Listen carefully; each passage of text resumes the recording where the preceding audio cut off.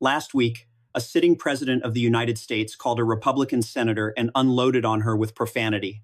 Not a Democrat, not a journalist, a member of his own party. Why? Because she voted to limit his power, and she wasn't alone.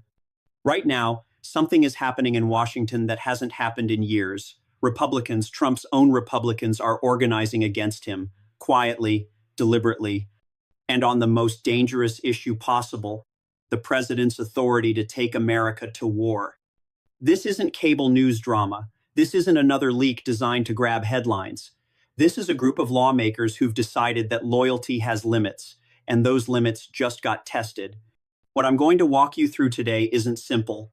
It involves emergency powers, threats against allied nations, constitutional standoffs, and a president who treats every restraint as a personal attack.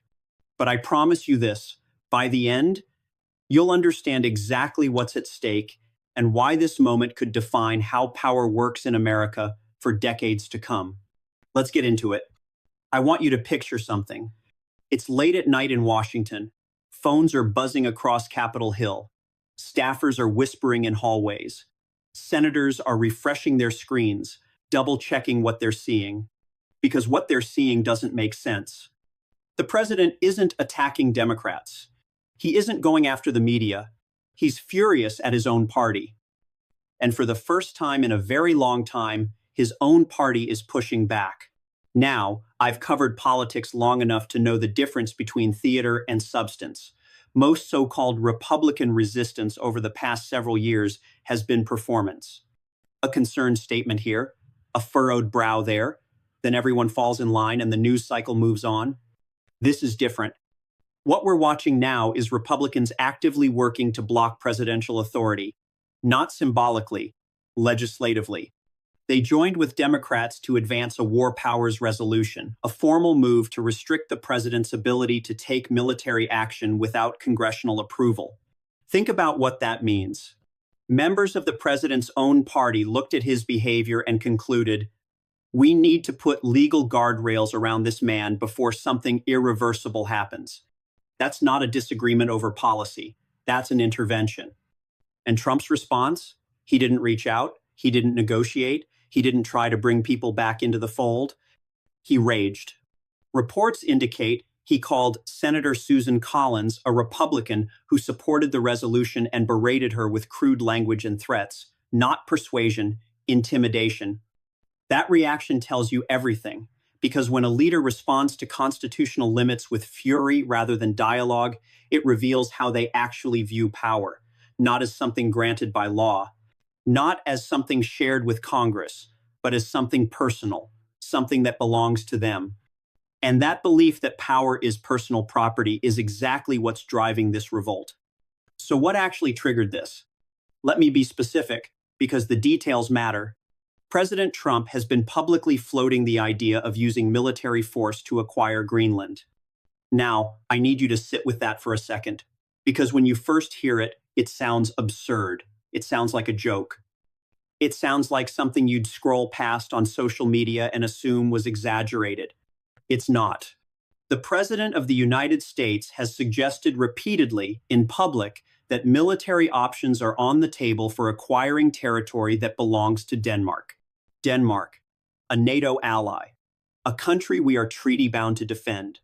Senator Chris Murphy spelled this out plainly, and when he did, it landed like a shockwave. Because here's what most people don't understand about NATO. Article 5 of the NATO Treaty establishes collective defense. An attack on one member is treated as an attack on all members. That's the foundation of the entire alliance. It's why NATO has kept the peace in Europe for 75 years. Greenland is Danish territory. If the United States took military action against Greenland, we wouldn't just be attacking Denmark. We'd be attacking the alliance itself. Let that sink in.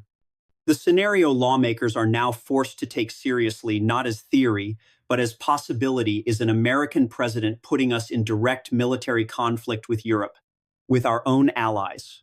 Over land acquisition, this is not normal. This is not strategy. This is the kind of rhetoric that, in any other era, would end a political career overnight. But we don't live in that era anymore. And that's exactly what has Republicans terrified. Because once a president starts treating military force as a real estate negotiation tool, the machinery of war begins to turn whether Congress approves or not. That's why the War Powers Act suddenly matters. That's why Republicans crossed the aisle. They weren't making a political statement. They were trying to close a door before it gets kicked wide open. To understand why this is happening, you have to understand how Trump sees the world. And I mean really understand it. Not the caricature, not the talking points, the actual operating logic inside his head. Trump doesn't think about geopolitics the way most leaders do. He doesn't see alliances as mutual commitments. He doesn't see treaties as binding obligations. He doesn't see international law as a framework that constrains everyone equally. He sees everything as a deal. And in a deal, there are winners and losers, leverage and weakness, properties to acquire and opponents to dominate. That worldview works in real estate. You can pressure a seller, you can bluff a competitor. You can walk away from a negotiation and come back stronger. But international relations aren't real estate. Countries have militaries. Alliances have tripwires. Rhetoric has consequences that can't be undone with a phone call. When you tell the world that military force is on the table for acquiring allied territory, you're not making a deal. You're issuing a threat. And threats, once made, change the calculations of everyone involved: allies, adversaries, and your own military commanders. Republican senators understand this. Many of them have sat in classified briefings. They've seen how quickly situations escalate. They know that words from an American president carry weight that can't be retracted with a tweet. That's why they're scared. Not because they've suddenly become liberals, not because they hate Trump personally, but because they can see where this road leads and they don't want to be standing there when it arrives. The War Powers Act exists for exactly this kind of moment. It was designed in the aftermath of Vietnam, when Congress realized that presidents had been dragging the country into wars without proper authorization. The law requires the president to consult Congress before committing troops and limits military action without congressional approval. It's an emergency brake, and Republicans just pulled it. Let's go back to that phone call with Senator Collins, because that call wasn't really about one vote. It was a window into something much deeper. When Trump picked up the phone and unleashed on a senator from his own party using profanity, issuing threats, treating her independence as betrayal, he revealed exactly how he processes resistance. He doesn't see it as democracy functioning. He doesn't see it as checks and balances working as designed. He sees it as personal treachery, as an existential threat. And that matters, because how a leader responds to being told no tells you everything about how they'll govern when the pressure really builds. Trump's entire second-term strategy has been built on projecting dominance, total control, inevitability, the image of a man who cannot be stopped, cannot be questioned, cannot be constrained. Nothing shatters that image faster than members of your own party voting against you on national television. So he lashed out, not with arguments, not with persuasion, with intimidation. And here's what the senators noticed. It didn't work. Collins didn't change her vote. Neither did the other Republicans who crossed the aisle. They absorbed the anger, hung up the phone, and went back to their business. That moment, that failure of intimidation, may be more significant than the vote itself, because it demonstrated something Trump has never fully accepted. Loyalty in politics is conditional. It's based on mutual interest, shared goals, and perceived benefit. When a leader stops providing those things, loyalty evaporates. And right now, Republicans are doing the math. They're looking at the war rhetoric, they're looking at the emergency declarations, they're looking at the chaos, and they're asking themselves, what exactly am I getting out of this alliance? If the answer is nothing but risk, the alliance doesn't hold. That's the calculation happening right now on Capitol Hill, not ideology, math. Now I need to talk about something that's happening in parallel, because the war powers fight isn't the only front in this conflict. While Republicans were organizing around military authority, Trump made another move. He declared a national emergency related to Venezuelan oil assets. On the surface, this sounds like energy policy, securing resources, protecting American interests. But look closer. The timeline for actually benefiting from these assets? Years, maybe decades. The infrastructure required? Massive. The primary beneficiaries? Multinational energy corporations, not American consumers.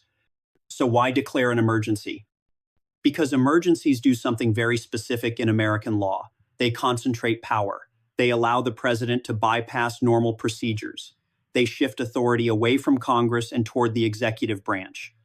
Emergencies are meant for genuine crises, imminent threats that require immediate action.